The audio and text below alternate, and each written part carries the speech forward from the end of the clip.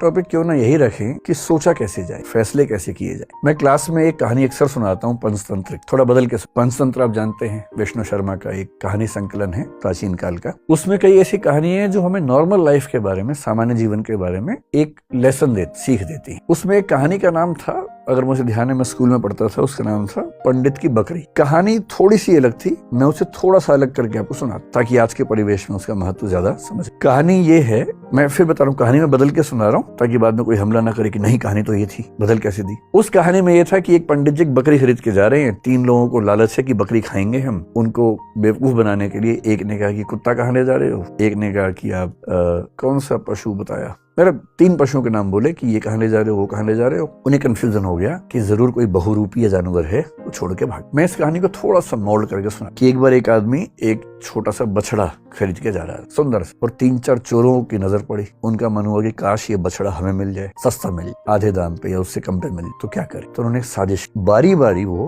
उस व्यक्ति से रास्ते में मिले। पहले एक व्यक्ति मिला एकदम सीरियस चेहरा बना, उसने कहा, अरे पंडित जी बकरी कितने के लिए? पंडित जी ने कहा, यार ये तो बछड़ा है, बकरी थोड़ा है। तो वो बड़े अच्छे से हंसा, ये बछड़ा है, अच्छा, इतना कह के मुस्कुराते हुए निकल गया वहां से। पंडित जी को लगा अजीब गधा आदमी है, फिर देखा है तो बछड़ा ही। उसका उतना ही काम था, किया और निकल। अब वो आगे चल रहे हैं, करीब 100-200 मीटर के बाद एक दूसरा आदमी अलग जगह से आया। इनके बीच में आपस में साठ-गांठ है, ये इनको नहीं पता है। दूसरा आदमी आया और आते बोला, वाह पंडित जी कितनी मोटी बकरी है, एकदम बछड़ा लग रही है देखने में। तो अब इसको लगा कि तो मामला फंस गया। ध्यान से देखा, बोला नहीं यार मैं तो बछड़ा ही लाया हूँ। बोला वही तो मैं कह रहा हूँ, देखने में लग रहा है एकदम, लेकिन है मोटी बकरी। ये कह के वो मेरी। फिर 1 किलोमीटर बाद तीसरा मिला और उसने कहा, पंडित जी बस ऐसी ही बकरी चाहिए मुझे भी, कहाँ मिलेगी ऐसी बकरी? कहा। फिर पंडित ने फिर थोड़ा धमकाते हुए कहा कि यार ये बछड़ा है भाई, लेकिन अब वो दबाव कम बना रहा था, वो खुद दबाव में था, तो वो भी ठहाका मार के ऐसा बोला, बछड़ा ऐसा होता है, अच्छा, ये करके चला गया। और फिर चौथा आदमी जो असली था उनका मास्टरमाइंड, चीफ कॉन्स्पिरेटर, फिर वो आया पैसे गिनते हुए। उसने कहा, अरे अरे अरे ऐसा ही बकरा चाहिए, ऐसी बकरी चाहिए,